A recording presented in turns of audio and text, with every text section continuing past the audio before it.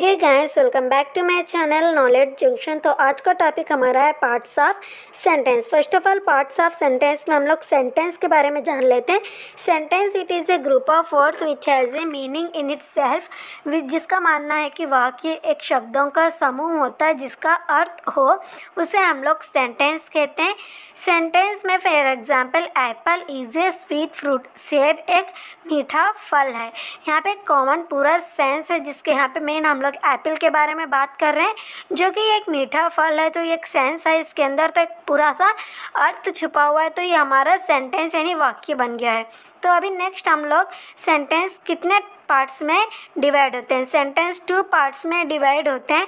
First of all, हम लोग parts का मतलब होता है भाग, टाइप्स का मतलब होता है प्रकार।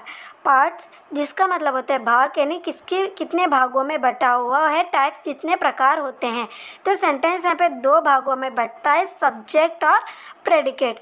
सब्जेक्ट को हम लोग हिंदी में कहते हैं कर्ता, प्रेडिकेट को हम लोग विधेयर्थ। अब सब्जेक्ट की बात करते हैं। सब्जेक्ट सेंटेंस का वो वाक्य होता है which we talks about the doer, यानी वाक्य में जिसके बारे में बात कर रहे हो या वाक्य में जो काम कर रहे हो उसे हम लोग सेंटेंस कहते हैं। Example, Ram reads the lesson. यहाँ पे राम लेसन पढ़ रहा है। राम क्या कर रहा है? लेसन पढ़ रहा है। राम काम कर रहा है और बात भी हम लोग वाक्य में राम के बारे में हो रही है। तो राम हमारा क्या हो गया? सब्जेक्ट। अब इस सब्जेक्ट की बात कर रही हूँ। मैंने कहा कि सब्जेक्ट में भी अपने आप में 2 भागों में बटा हुआ होता है, हेडवर्ड एंड क्वालिफायर।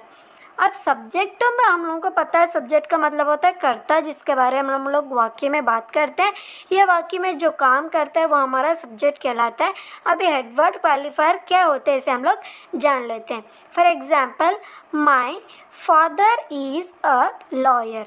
यहाँ पे बात कर रहे हैं हम लोग, मेरे पिताजी लॉयर है। बात मेरे पिताजी के बारे में हो रही है। मेरे बारे में, पिताजी के बारे में बात हो रही है। मेरे पिताजी के बारे में बात हो रही है। तो यहाँ पे फादर जो है हमारा हेडवर्ड होता है, क्योंकि मेन बात तो हम लोग फादर के बारे में बात करें। अब ये फादर किसके हैं, ये कितने हैं, जो हेडवर्ड जो है किसका है, कितना है, वो जो डिफाइन कर रहे हैं उसे हम लोग क्वालिफायर कहते हैं। जैसे कि फादर माई मेरे है, तो माई यहाँ पे क्वालिफायर हो गया। हेडवर्ड और हेडवर्ड क्वालिफायर वो डिफाइन करता है हेडवर्ड कितने हैं और किसके हैं। For example, 2 birds are flying in the sky. यहाँ पे 2 birds के बाद आर आना चाहिए, गलती से मैंने नहीं लिखी यहाँ पे।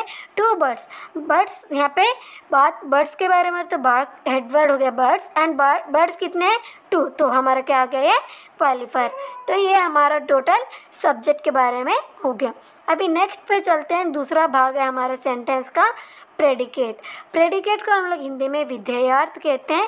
प्रेडिकेट के बारे में बात करते हैं तो except subject remaining sentence is called predicate. Subject को छोड़ के बचा हुआ वाक्य को हम लोग कहते हैं प्रेडिकेट। जो भी हमारे सेंटेंस में सब्जेक्ट था, उस सब्जेक्ट को छोड़ के जो पीछे जो बचा हुआ सारा वाक्य, हम लोग उसे क्या कहते हैं? प्रेडिकेट यानी विधेयार्थ कहते हैं। फॉर एग्जाम्पल, जो पीछे हम लोग एग्जाम्पल लिया वही लेते हैं। Ram reads the Ramayana. इधर राम हमारा सब्जेक्ट था जिसके बारे में हम लोग बात कर रहे थे या जो काम कर रहा था। अब राम को छोड़ के जो बचा हुआ वाक्य होता है रीड्स द लेसन, ये हमारा प्रेडिकेट। अब प्रेडिकेट अपने आप में 3 भागों में बंटता है। एक होता है simple predicate, compound predicate and complete predicate. Let's learn about simple predicate. Simple predicate क्या होता है? सिंपल प्रेडिकेट बहुत ही सरल होता है। जो ऐसा predicate, the predicate which shows only the verb and only the one verb और main verb is called simple predicate. Simple predicate वो होता है जो कि पूरे वाक्य में सिर्फ एक ही काम को दर्शाता है, उसे हम लोग सिंपल प्रेडिकेट कहते हैं। For example, Hari fixed the motor. जहाँ पे हरी की बात हो रही है, हरी काम कर रहा है, तो हरी हमारा सब्जेक्ट है। प्रेडिकेट है द फिक्स द मोटर, पर यहाँ पे एक ही काम हो रहा है, वो हो रहा है फिक्स्ड। तो ये हमारा ये पूरा प्रेडिकेट को हम लोग सिंपल प्रेडिकेट कहते हैं। सिंपल प्रेडिकेट जिसमें सिर्फ ओनली वन वर्ब होता है, उसे हम लोग सिंपल प्रेडिकेट करते हैं। नेक्स्ट है compound predicate. Compound predicate, the predicate which shows 2 or more verbs way using conjunctions और एंड।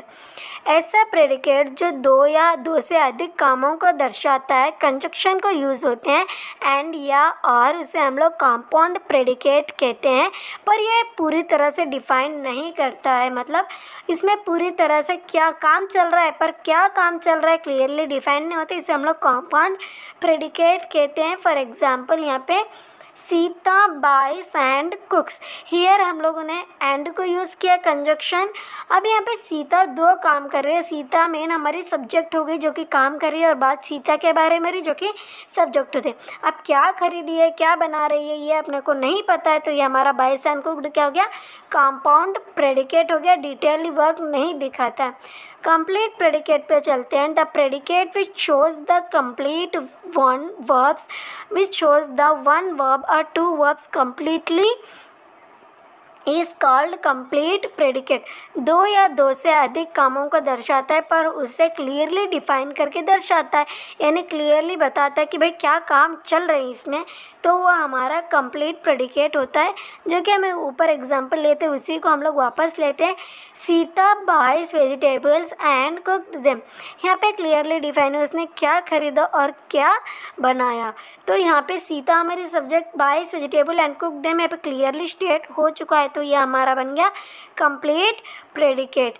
जो कि सीता हमारी सब्जेक्ट है, बाकी का जो भी हमारा कंप्लीटली डिफाइन हो चुका है, क्या खरीद रही है और क्या बना रही है, वेजिटेबल्स खरीद के उसको पकाए, तो ये टोटल हमारी कंप्लीट प्रेडिकेट है। ये था हमारा पार्ट्स ऑफ सेंटेंस। कोई भी डाउट हो तो प्लीज़ कमेंट बॉक्स में कमेंट कर देना। वीडियो पसंद आए तो लाइक करना, शेयर करना, और चैनल पे नए हो तो प्लीज़ सब्सक्राइब ज़रूर कर लेना। और भी ऐसे वीडियोज़ के लिए प्लीज़ कमेंट ज़रूर कर देना कौन सा टॉपिक पे डाउट है। Thank you so much. अगले वीडियो में मिलते हैं, तब तक के लिए टेक केयर एंड